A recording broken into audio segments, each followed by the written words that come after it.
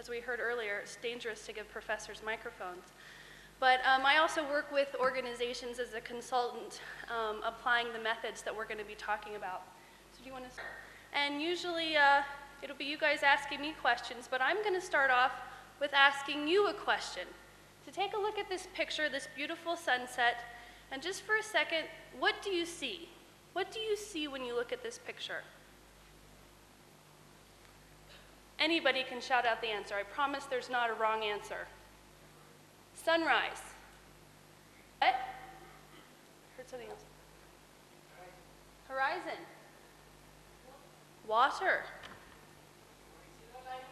All very good answers. Everybody gets an A for the day. So we'll go forward. So as most of you saw, you didn't look at this picture and tell me things that were missing from it, things that were wrong with it. You looked and saw the things that were there. You saw beautiful things. You saw maybe a sunset, maybe a sunrise, silver lining coming out of the clouds. And this is something, this idea of learning to develop an appreciative eye. Artists, usually us in our regular life, we look at things and we see the beauty of what's there. Often though, in our businesses and in our organizations, that's not what we do. We focus on what's not there and what's wrong. And so my challenge in my discussion today is that we need to start maybe developing more of an artistic eye and seeing what is there, what is beautiful, what is possible in our organizations, and this idea that strengths do matter. So, and this is just sort of a brief overview of what we'll be talking about today in this last presentation. Thank you for hanging in there for our last presentation. And really, there is a strengths-based revolution happening in our research and in our practice. We're starting to change what we study in management and in organizational behavior to look at the strengths and the possibilities, and so we can understand them and leverage them better in our organizations. And it's several things. It is a philosophy, sort of a way of looking at the world. Like I said, sort of moving from that something that needs to be fixed to interpreting possibilities. So we'll talk for a minute about the philosophy behind appreciative inquiry. It's also a strength-based framework for positive organizational change that we'll talk about a little bit. And finally, there are specific methods, there are specific tools and ways to apply this in your organization at all different levels that we'll talk about. So, and sort of underlying the ideas behind and the work behind appreciative inquiry is what's called this 4D cycle. 4D cycle. It's 4 Ds because there's 4 words that start with the letter D. Very innovative. So it starts out, like I said, with this idea of discovery. What we do first is we discover in our organizations. It's asking questions about what is the best of what's going on in the organization around a specific business topic.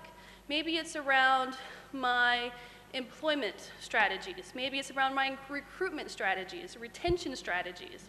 So whatever sort of topic that we're interested in investigating, we start by sort of discovering, well, what's already working well in this system? And then we move to envisioning, okay, here's what's working well, here's what I would like it to be in the future. How can it be better? How can we improve it in the future? And next forward. So the third D, so that's discovery, and then dream is the second D. So discovery, and then we're dreaming into the future. And then we start designing. So we don't stop at a dream, right? It's good to have, we've talked about the importance of having that vision, having a plan to move toward with your own employees in your organization. This is a great example. A colleague of mine, this is not with me, but I've been on airlines, we've all been on airlines, lost baggage. Very unpleasant situation for a traveler. And so they came to her in their first meeting with her as their consultant and said, okay, we want to lose bags less often, right? We want to reduce baggage loss. And she goes, okay, is that really what you want to do? You want to reduce the number of bags that you lose. We can work on that. Is that really what you want to spend your energy on? Are you going to be happy and satisfied if you just reduce the number of bags that you lose? They thought about it for a minute, and they said, okay. They talked, and they said, okay, really what we want to do is when we lose bags, we want to get them back to customers faster. Okay, she said. So you want to get them back faster. So you get bags back faster. Is that really, are you going to be proud? Are you going to be excited? Are you going to feel that you have achieved something with your organization if that's what we're able to figure out? How do you get bags back faster? And they thought, and they went back, and they went back and forth, and they went back and forth. And as you can see, they finally arrived at a completely different question that sort of transformed their whole work together. They ended up with this question: how can we create outstanding arrival experiences? Very different than I want to lose less bags, right? How do we create outstanding arrival experiences? And so you can see that whole sort of that question transformed the whole conversation.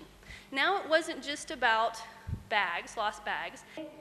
And share with each other as a table now, not just with your partner.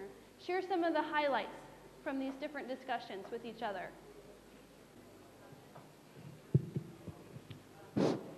So good evening. So my name is Diwakar Pandey. I am on the behalf of Apex College, and today in this HR Meet 2009 Lead to Future, I learned the great idea that three paper presenters previously explained here. The first idea is diversification issues. Diversification issues that Ravi Bhandari, Associate Professor of Economics, who presented on that issues. The second issue is resistant to change, managing change, that is presented by Rameswar Khanal, Secretary, Ministry of Finance. And third issues, HR and corporate governance, that is presented by Siddhartha Raj Pandey. So talking to first issues, Nepal is in the great transformation phase. So Bhandari explained that we should carefully incorporate the issues of reservations, and we can handle reservation issues carefully, because if we do not carefully handle the reservation issues, and then it can again see as a bounce back to the country, because it can completely avoid competence retention, competence hiring, and competence utilization in the organization.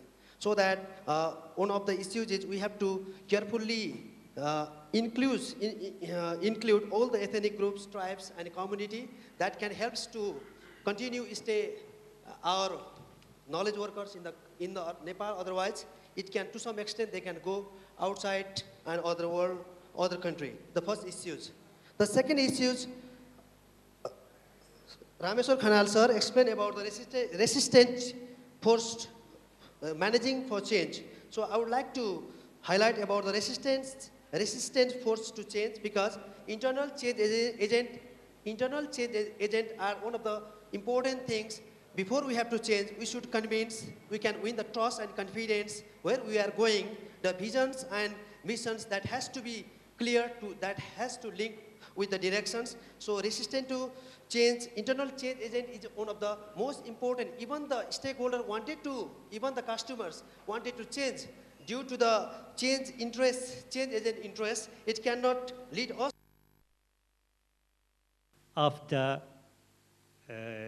result can use his or her experience for materializing problems, materializing the issues, which can impact not only in his or her organization, which can also impact to the nation also. That's why I learned this idea also, an exciting idea, and the message the HR Meet 2000 gives us today. Thank you, ma'am. Thank you. We have, I think, is this a hand volunteering up here in the corner? The mic is very close. My name is Ramesh Pradhan, and I represent Batas Organization, one of the sponsors of this HR Meet 2009. And regarding HR ideas, actually, I'm not HR man, I'm a finance guy. But still, I think in regarding HR, we have to add up only 4 points, 4 or 5. These are, let's say, initially we hire the people, right? Secondly, we admire them. And thirdly, we inspire. And if we want them to retire, actually, normally, we want the staff to retire. And if they do not want to retire, or if the staff is not good, then we have to fire. So that's all about HR, right? So hire, admire, inspire, and retire or fire. Normally, we want to, let's say, staff to retire, but if they, like Japanese concept, but if they do not want to retire, if they are not good, then we have to fire. So adaptability is there. A third is providing stability. And we try to retain the people because we value HR. These are our organization strength, right? So because of those things, let's say, we try to retain people as much as possible. But when we find, let's say, means there is no way that we can retain those kind of people who is useless for the company, then we believe in firing, no matter what will happen next. And as regards to ideal workplace or ideal future, I have something to say, because there is no such kind of any company in the world, I guess, where there is ideal workplace or ideal kind of, let's say, secure future we can find. What we need to do is we have to make our own future and we have to make our own platform.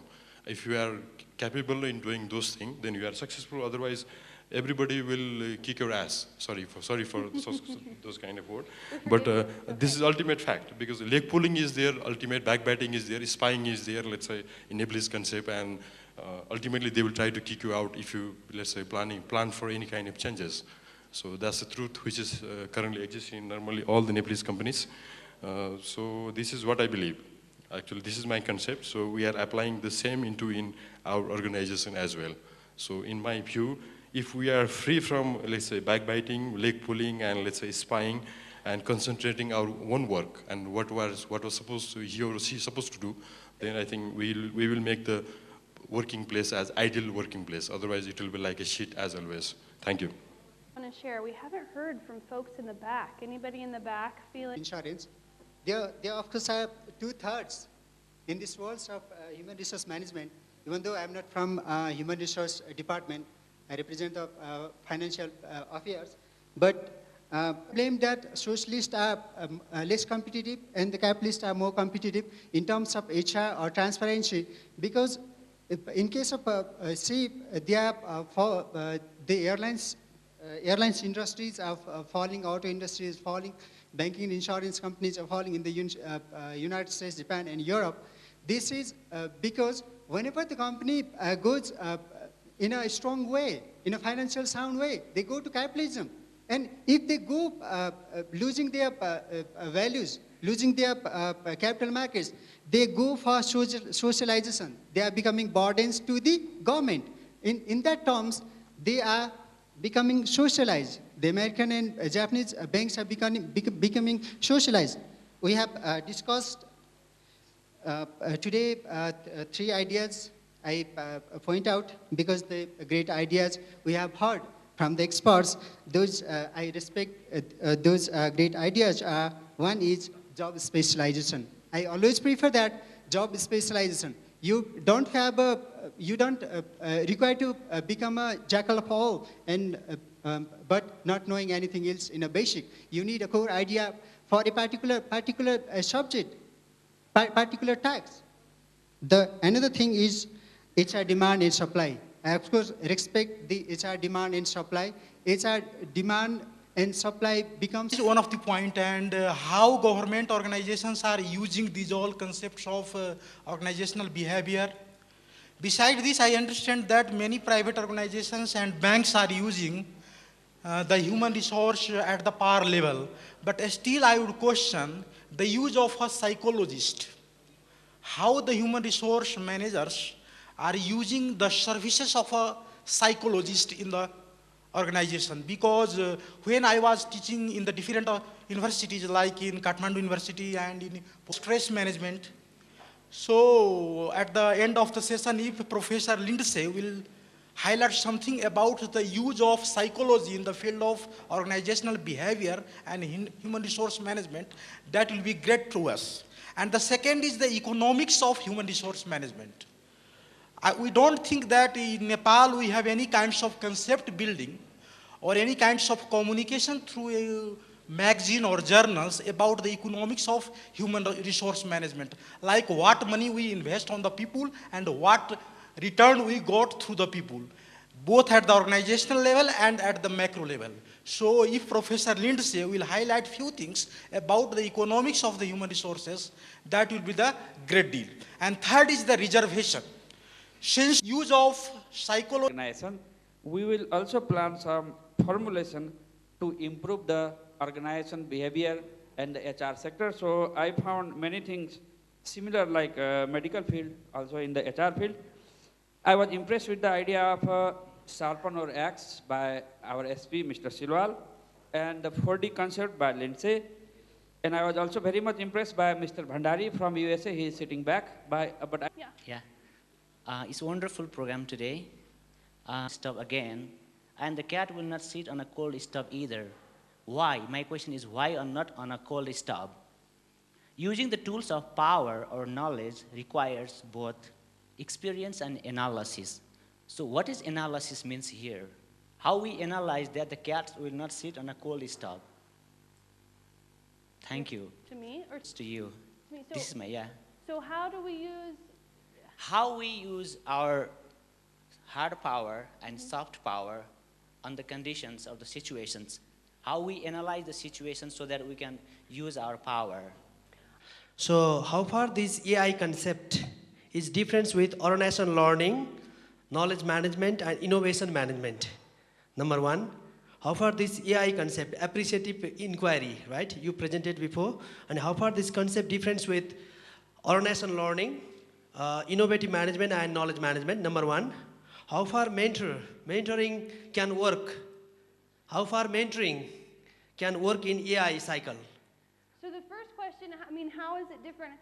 AI and any strength-based methods into that whole process. And was there another part to that first question? So how far mentor can work in AI cycle? Mentoring, right? Mentoring. The mentoring means relation between the seniors and juniors. So how far mentoring can do in AI implementation phase? How far is it mentoring? Mentoring can contribute in AI cycle. Yeah, and I think mentoring is a great example. And as I mentioned, one of the application areas that organizations are using is around creating learning communities in their organization. And mentoring and, again, other learning mechanisms in the organization, any way to build networks and relationships, because we were talking about it's the power of people in organizations. And so I think mentoring is actually a great example of a way to build some of those strong relationships in organizations, to share best practices. And as I was talking about in my presentation in the creating learning communities, sharing, especially across the organization, younger or older employees or diversity or however we want to talk about mentoring, so that we can, again, start really supporting each other. Last closing thought, lessons learned. I've learned a lot. I've learned a ton listening to everybody and listening to all of you. So, thank you. Thank you so much.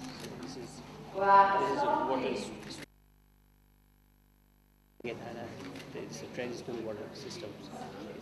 It's beautiful. Thank you so much.